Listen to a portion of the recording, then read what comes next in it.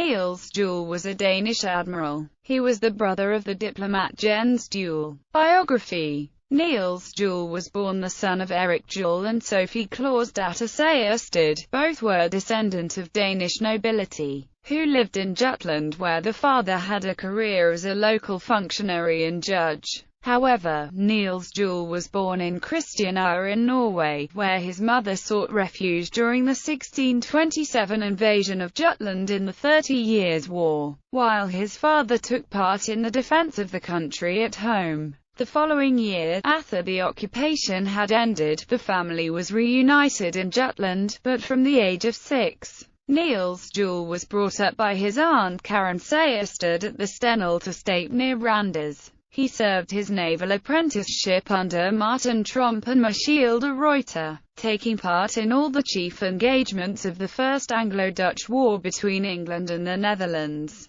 During a long indisposition at Amsterdam in 1655 to 1656, he acquired a thorough knowledge of shipbuilding, and returned to Denmark in 1656 a thoroughly equipped seaman. He served with distinction during the Dano-Swedish Wars of 1658–60 and took a prominent part in the defense of Copenhagen against Charles X of Sweden. During 15 years of peace, Juel, as admiral of the fleet, labored assiduously to develop and improve the Royal Dano-Norwegian Navy, though he bitterly resented the setting over his head in 1663 of Court Adela on his return from the Turkish Wars. In 1661 Juel married Margrethe Ulfeldt. On the outbreak of the Scanian War he served at first under Adela, but on the death of the latter in November 1675 he was appointed to the Supreme Command. He then won a European reputation, and raised Danish sea power to unprecedented eminence, by the system of naval tactics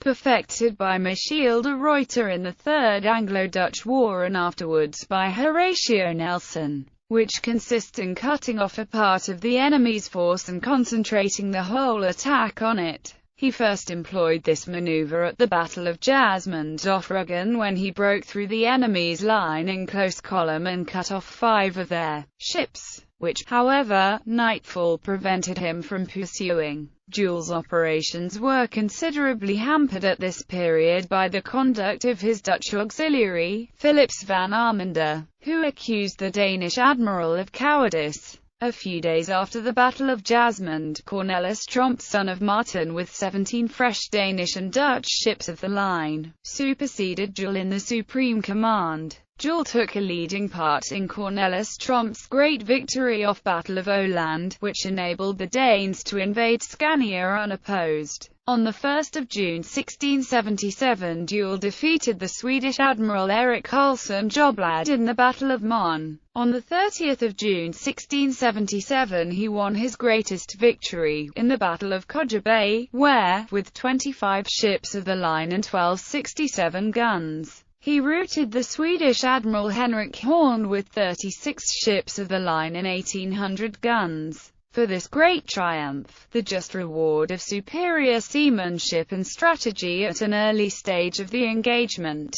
Juel's experienced eye told him that the wind in the course of the day would shift from SW to W, and he took extraordinary risks accordingly. He was made Lieutenant Admiral General and a Privy Councillor. This victory, besides permanently crippling the Swedish navy, gave the Danes the self-confidence to become less dependent on the Dutch allies. In the following year Cornelis Tromp was discharged by Christian V, who gave the supreme command to Juel. In the spring of 1678 Juel put to sea with 84 ships carrying 2,400 cannon. But as the Swedes were no longer strong enough to encounter such a formidable armament on the open sea, his operations were limited to blockading the Swedish ports and transporting troops to Rügen. After the Treaty of Lund, Juel showed himself an administrator and reformer of the First Order, and under his energetic supervision the Danish navy ultimately reached imposing dimensions, especially after Juel became Chief of the Admiralty in 1683. Personally, Juel was the noblest and most amiable of men, equally beloved and respected by his sailors, simple, straightforward and unpretentious in all his ways.